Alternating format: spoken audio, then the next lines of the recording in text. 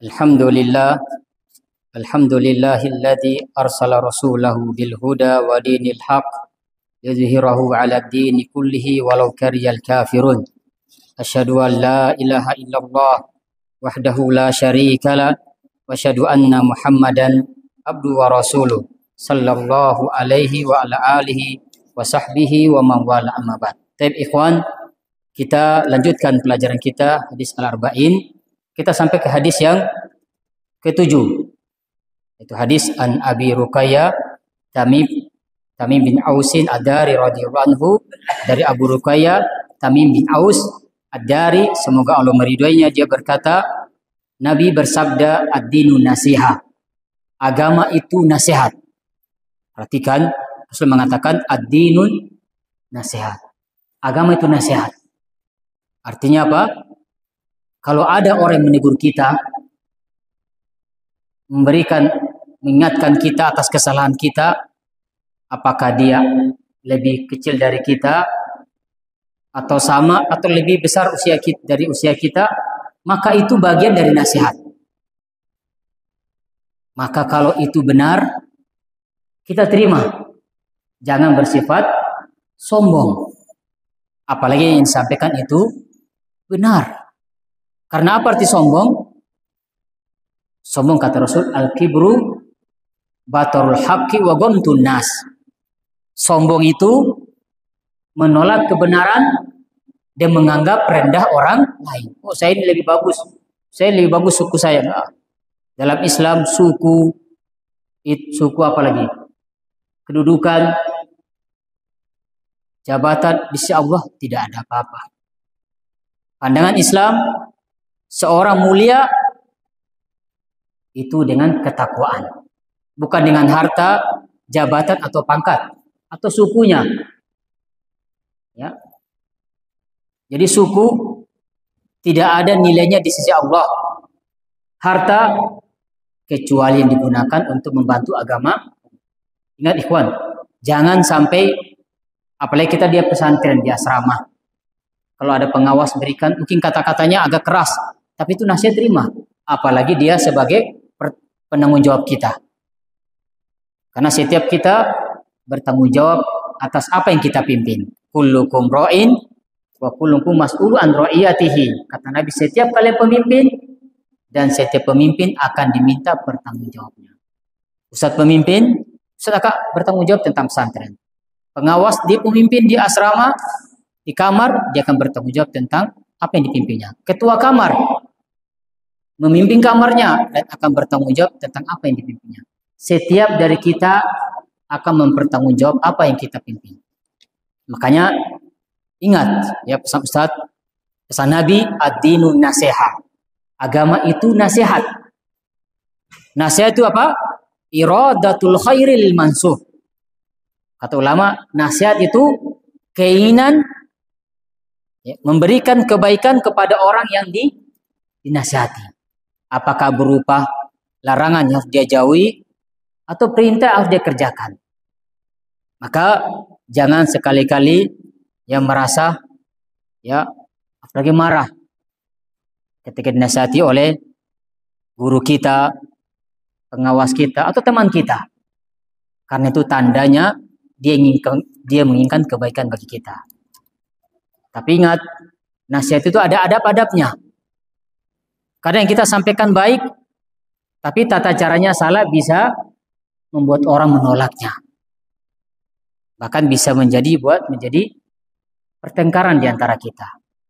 Dan juga ada adab-adabnya. Maka Nabi di sini menyebutkan nanti nasihat itu di sini ada 5. Yang pertama nasihat kepada Allah, ya, nasihat kepada Al-Quran, nasihat kepada Rasulnya, nasihat kepada a'immatul muslimin, para pemimpin kaum muslimin, dan nasihat kepada orang umum, masyarakat secara umum. Nah, sekarang kita juga telah sebutkan bagaimana nasihat kepada Allah. Ya tadi, dengan apa? Menegakkan syariat Allah. Ya, apa yang Allah perintahkan, kita kerjakan. Apa yang Allah larang, kita jauhi. Ya. Ini yang berkaitan dengan nasihat kepada Allah. Di sini saya mengatakan, saya Fan-nasihatu lillahi azza wa jalla hiya an-nasihatu lidinihi kadzalika bil qiyami bi awamir wa istinabi nawahi wa tasdiqi akhbarihi wal inaba ilaihi.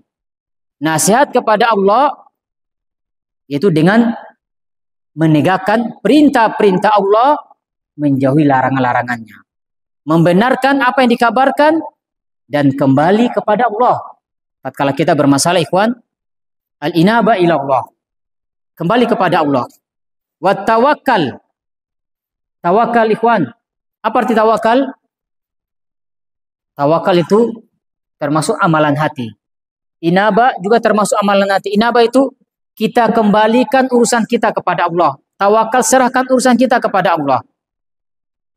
Jadi kita ikhwan, setiap kita berusaha dan kita sandarkan apa yang kita usahakan kepada Allah. Kadang yang kita rencanakan belum tentu sesuai dengan yang kita inginkan. Yang pasti orang yang bertawakal kepada Allah, Allah akan mencukupinya, ya, akan memenuhi urusannya.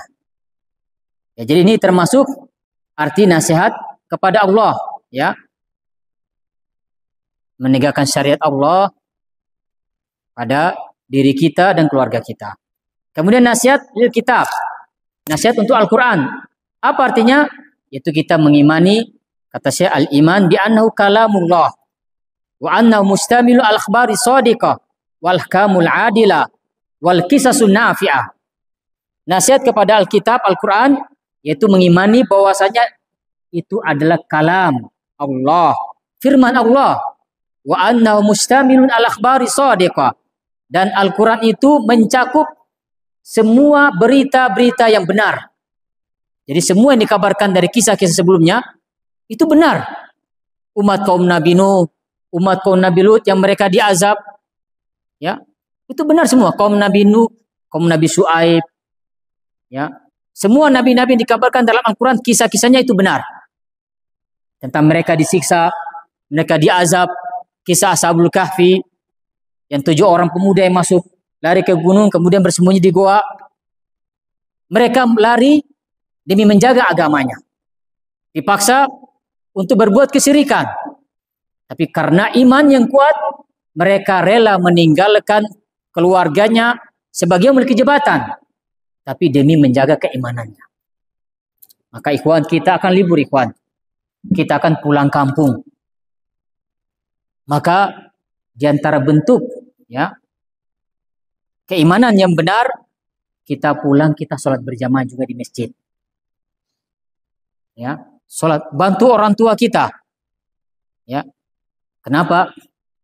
Karena itu termasuk bentuk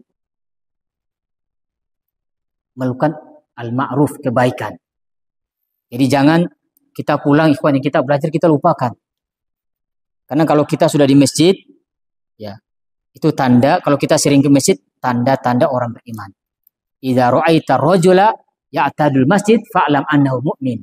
Ada sebuah hadis yang Nabi bersabda, jika kalian melihat seorang laki-laki bolak-balik masjid, maka ketahuilah dia orang yang beriman.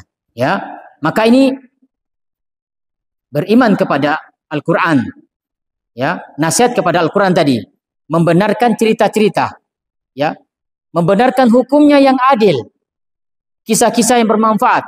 Antum kalau baca Quran, ya, itu ada kisah-kisah kan, ada kisah Ashabul Kahfi, ya kan, ada kisah tentang Nabi Musa dan Khidir.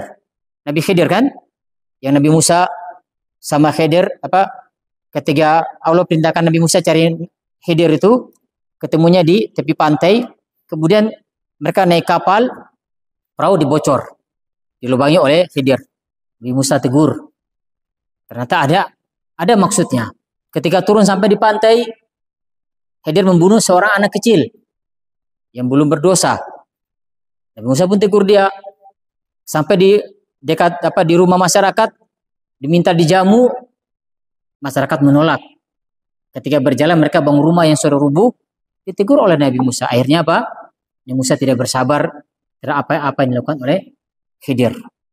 Ini kisah ikhwan, kisah Dzulqarnain, kisah apa lagi? Kisah Ya'juj wal Ma'juj, kisah Al-Baqarah yang Nabi Musa memukul sebagian dari tubuh sapi yang disembelih, kepada orang yang mati, kemudian dia berbicara, bangun berbicara. Banyak kisah dalam Al-Quran, manfaatnya. Allah ceritakan, Allah sebutkan dalam Al-Quran, agar kita mengambil faedah dan manfaatnya. Ya, ini termasuk bentuk nasihat kepada Al-Quran. Kemudian lagi, saya mengatakan, wa annahu yajibu an yakuna at-tahakumu ilaihi fi jami' syu'unina. Kita wajib berhukum kepada Al-Quran dalam semua urusan kita.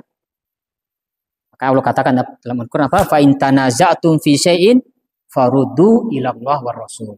Kalau kita berbeda pendapat, berselisih tentang suatu masalah, kembali kepada Al-Quran dan As-Sunnah. Berhukum dengannya, ikhwan. Orang yang berhukum dengan Al-Quran, dia akan selamat dunia dan akhirat nanti. Baik, ikhwan, ini yang kita sampaikan. Soal kita lanjut pada pertemuan berikutnya. Subhanakallahumma bihamdika asyhadu an la ilaha illa anta astaghfiruka wa atubu ilaik. Assalamualaikum.